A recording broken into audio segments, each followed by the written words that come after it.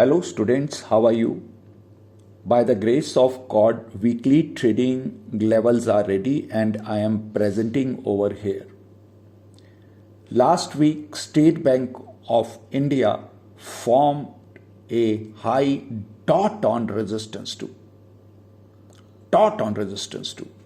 HDFC Bank at 1613 and the final resistance is 1618 from the trend decider of 1560, a gain of 53 points.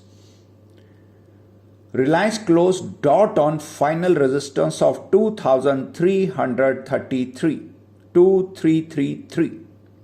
TCS high formed at 3213 and the final resistance is 3213. Hindalco closed dot on resistance 2.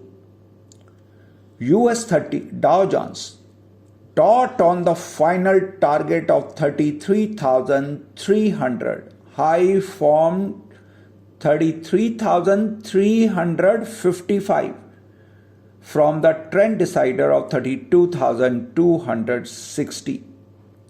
All God's grace.